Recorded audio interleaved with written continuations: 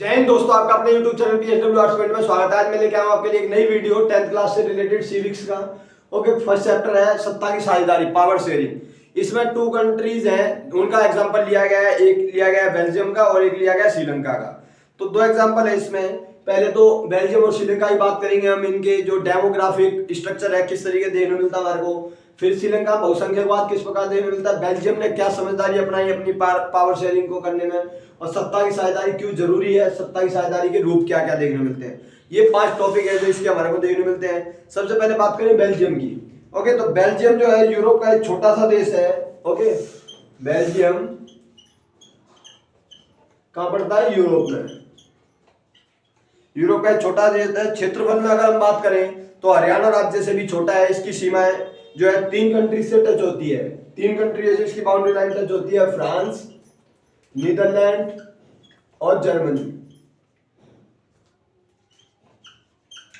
Okay, और चौथा देश है लग्जमबर्ग। 4 देशों से इसकी बाउंड्री लाइन टच होती है, बेल्जियम की, फ्रांस, नीदरलैंड, जर्मनी और लग्जमबर्ग। ओके, अगर हम बात करें इसकी आबादी की तो 1 करोड़ से थोड़ी अधिक आबादी है इसकी, यानी हरियाणा की आबादी के करीब है थोड़ी आधी। इस छोटे देश के समाज की जातीय बनावट बहुत जटिल है। यहाँ पे देश की कुल आबादी का 59% जो है फ्लैमिश एरिया में रहता है। 59%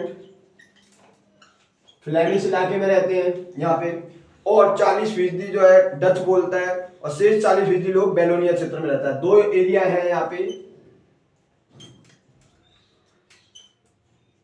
बेलोनिया 2 एरिया है जहाँ पे लोग रहते हैं। ये बेल्जियम में 59% फ्लैमिश में, 40% जो है बेलोनिया एरिया में। और अगर हम बात करें जो शेष 1% लोग जर्मन बोलते हैं। तो अगर हम बात करें 59% जो आबादी फ्लैमिश इलाके में रहती है वो कौन सी भाषा बोलती है? डच। और ये जो है बेलोनिया में रहने वाले जो है ये फ्रेंच बोलते हैं, और 1% जो है जर्मन भाषा बोलते हैं। 1% जो है वो जर्मन। तो 3 भाषाएं बोली जाती है वहां पे, मेन डच, फ्रेंच और जर्मन बेल्जियम में। यहाँ की राजधानी क्या देखने मिलती है हमारे को? ब्रुसेल्स। ब्रुसेल्स जो है बेल्जियम की कैपिटल है। और यहाँ पर 80% लोग फ्रेंच बोलते हैं। कितने? 80% फ्रेंच, और 20% जो है वो डच बोलते हैं।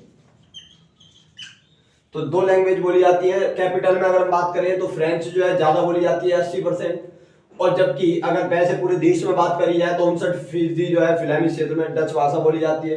तो 80% और 20% जो है ये सिनेरियो हमारे को देखने मिलता है, ये रेशियो है। अल्पसंख्यक फ्रेंच भाषी लोग तुलनात्मक रूप से ज्यादा समृद्ध है, ताकतवर रहे हैं बहुत बार। इसके अलावा हम देखते हैं कि जो ब्रुसेल्स है वहां पे इसका ज्यादा हमारे को कॉन्फ्लिक्ट देखने मिलता है बेल्जियम में। इन दोनों समुदायों के टकराव का सबसे तीखा जो कारण है वो वहीं पे है। डच बोलने वाले लोग संख्या के हिसाब से ज्यादा थे, लेकिन धन समृद्धि के मामले में कमजोर थे। और जबकि जो अगर हम बात करें तो इन दोनों के बीच में ही हमारे को ये देखने मिलता है। जबकि दूसरी कंट्री की बात करें अब श्रीलंका की। श्रीलंका आपको पता होना चाहिए एक द्वीपीय देश है। श्रीलंका जो है एक द्वीपीय देश है। यहाँ पे जो क्लैश देखने मिलता है हमारे को वो तमिल और सिहेली, 2 कास्ट के बीच में हमारे को क्लैश देखने मिलता है, तमिल और सिहेली। ये द्वीपीय देश है, तमिलनाडु के दक्षिण तट से कुछ किलोमीटर की दूरी पर स्थित है। इसकी आबादी करीब 2 करोड़ है, यानी हरियाणा के बराबर। दक्षिण एशिया के अन्य देशों की तरह श्रीलंका की आबादी में कोई जातीय समूह के लोग हैं। 2 जातियां मेन है। यहाँ का जो रिलीजन देखने मिलता है हमारे को श्रीलंका में वो है बौद्ध धर्म। बौद्ध धर्म को मानने वाले ज्यादा लोग हैं यहाँ पे। यहाँ की जिनकी आबादी कुल जनसंख्या में 74% है वो है शेली। ओके, 74% जो है शेली आबादी है। तमिलों का नंबर आता है जिनकी आबादी कुल जनसंख्या में 18% है। 18% तमिल है। अब इन दोनों के बीच में ही संघर्ष देखने मिलता है हमारे को, जिसमें कि श्रीलंकाई मूल के तमिल है 13% और हिंदुस्तानी तमिल है। तो श्रीलंका में हमारे को 2 जातियों के बीच में तमिल और शेली, इन दोनों के बीच में हमारे को संघर्ष देखने को मिलता है। इस तरीके से ये दोनों देश जो है ये छोटे छोटे देश हैं आबादी के हिसाब से भी वैसे, लेकिन इन दोनों में हमारे को सत्ता को लेकर संघर्ष देखने मिला।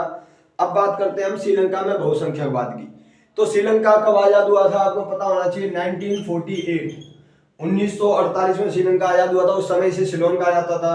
शेली समुदाय के नेताओं ने अपनी बहुसंख्या के बल पर शासन पर प्रभुत्व जमाना चाहा, और वो कहते आए थे कि जो ये है देश श्रीलंका, ये सहेलियों का ही है। बहुसंख्यक जो है हमेशा अपने आप को मानते रहे। 1956 में कानून आया श्रीलंका में, 1956 में कि कानून आएगा जिसके तहत तमिल को दरकिनार करके सहेली को एकमात्र राजभाषा बनाया गया। सहेली को राजभाषा बनाया गया। ओके, 1956 के कानून के तहत राजभाषा घोषित कर दिया गया सहेली को, और उसे दरकिनार कर दिया गया जो तमिल भाषा थी। ओके, विश्वविद्यालय, सरकारी नौकरी, हर जगह पर जो है तमिल जो है लैंग्वेज को एक तरह से बिल्कुल ही साइड कर दिया गया, बेगानापन बढ़ाया गया श्रीलंका तमिलों के साथ नाराजगी की बड़ी। और उसके बाद उनके द्वारा ये बात उनके दिमाग में घुस गई जो तमिल थे कि हमारे को कुछ नहीं समझा रहा, हमारे साथ भेदभाव किया जा रहा है, हमारे हितों की रक्षा नहीं की जा रही, नौकरियों में, शिक्षा में, हर जगह पर जो है जो सहेली जनजाति के लोग हैं, जाति के, उनको ज्यादा बढ़ावा दिया जा रहा है। फायदे करने का में उनके साथ भेदभाव हो रहा था, हर जगह उनके साथ ये चीज देखने को मिल रही थी। तो उन्होंने एक संगठन बनाया इसके लिए जिसका नाम दिया गया लिट्टे, तमिलों के द्वारा लिट्टे।